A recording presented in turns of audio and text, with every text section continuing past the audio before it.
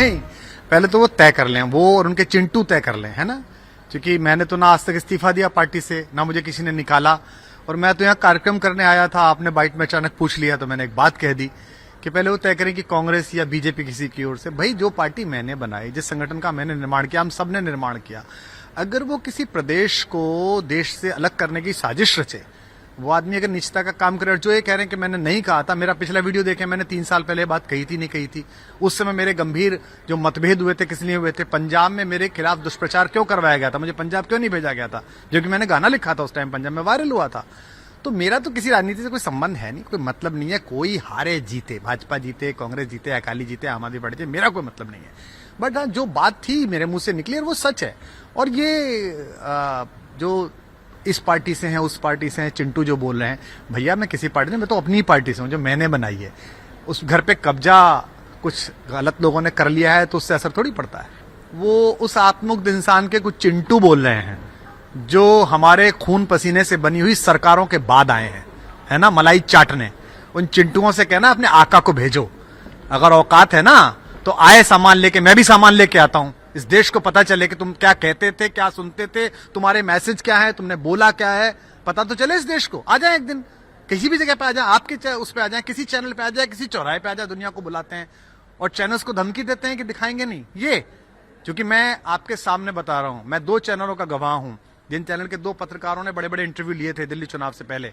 मैंने उनसे पूछा कि तुमने क्यों नहीं पूछा ये सवाल कि राज्यसभा की सीटें कैसे बेची, तुमने क्यों नहीं पूछा किसान आंदोलन पे सवाल, तुमने क्यों नहीं पूछी इन बातों पे। तो उन्होंने कहा नहीं, हमको मना किया गया था ऊपर से कि भाई ये मत पूछो, क्योंकि जब आप इतने इतने करोड़ों के पैकेज दोगे चैनल्स को तो उनमें डील ही होती है। अभी कल परसों मैं चैनल्स के इंटरव्यू देख रहा हूं, इतनी बड़ी बात चले, लेकिन चैनल सवाल नहीं पूछ रहा उनसे कि भाई उसने ये कहा, इस पर क्या आपका जवाब है, हाँ ना कुछ तो करें। आपने राज्यसभा चुनाव वाली बात कही, उसको लेके भी लोग कहते हैं कि राज्यसभा सीट आपको नहीं मिली। कितने साल, 6 साल हो गए, 2017 से 2022 सारा है भैया, कोई नया कैसेट चलाओ। 5 साल से एक ही बात है। मैं तो कहीं नहीं गया, किसी पार्टी में नहीं गया, मुझे भाजपा में भेजा जा रहा था, कांग्रेस में भेजा जा रहा था, बीच में मुलायम सिंह जी ने कोई बात कर दी, समाजवादी पार्टी में भेजा जा रहा था, किस दिन तेलुगु देशम में भेज देंगे। अबे भैया मैं कहीं नहीं जा रहा, तुम अपने रास्ते से भटक गए हो, अकल सीखो। इससे पहले कि लोग तुम्हें अकल सिखाएं, देश के लोग तुम्हें बताएं कि तुम्हारी औकात क्या है, उससे पहले जिस स्वराज के लिए चले थे, जिस बात के लिए चले थे, वहां पहुंचो। राघव चड्ढा ने कल एक लीगल नोटिस की बात की। देखिए क्या है, मैं चिंटू विंटू के चक्कर नहीं करता। लीगल नोटिस की बत्ती बनाए, वो जिसको देना उसको दें। मानहानि किसकी हुई, जिसकी मानहानि होनी चाहिए उसका तो मान ही नहीं है, वो आए ना, वो आए अदालत में मानहानि के लिए। वो जिसका चिंटू वो है, वो आका मानहानि लेके आए अदालत में, तो मैं अदालत में दिखाऊंगा कि मानहानि किसे कहते हैं, पता चल जाएगी दोनों को। वो जो धमकियां भेज रहे हैं, जो फोन कर रहे हैं, जो मैसेंजर पे भेज रहे हैं, जो व्हाट्सएप ग्रुप में धमकी चल रही है उनके, उनसे कहना है कि इनसे डरने का मेरा वक्त निकल गया। ना मेरा किसी पॉलिटिकल पार्टी में कोई इंटरेस्ट है, ना मेरे को किसी जीत हार में इंटरेस्ट है। मैं तो अपना ये कार्यक्रम कर रहा था, आपने मुझसे इस कार्यक्रम के बीच में सवाल पूछ लिया, इसने मैंने जवाब दे दिया।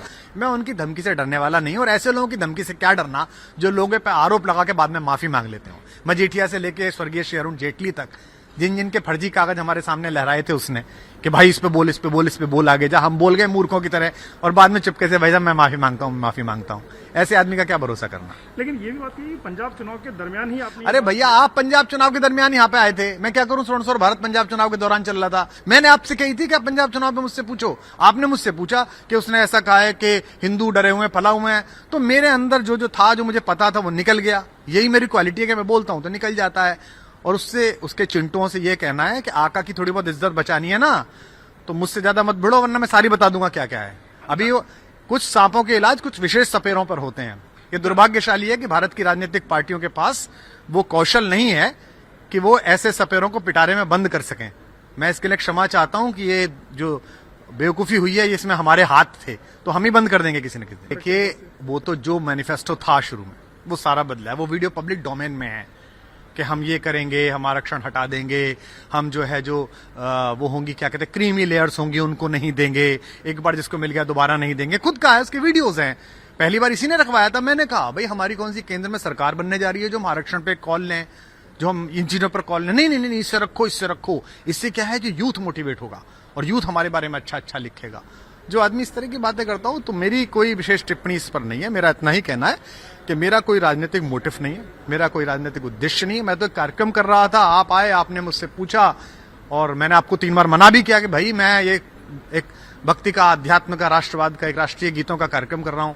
आपने कहानी नहीं बताइए बताइए। तो मैं सिर्फ ये कहना चाहता हूं कि लोग बाग जरा सोचें इस देश के बारे में। मुझे दर्द होता है क्योंकि मैंने बनाया था वो, मैंने अपने हाथों से वो मंजर देखा था कि हिंदू मुस्लिम और ईसाई, हिंदू मुस्लिम सिख ईसाई अन्ना के हैं 4 सिपाही।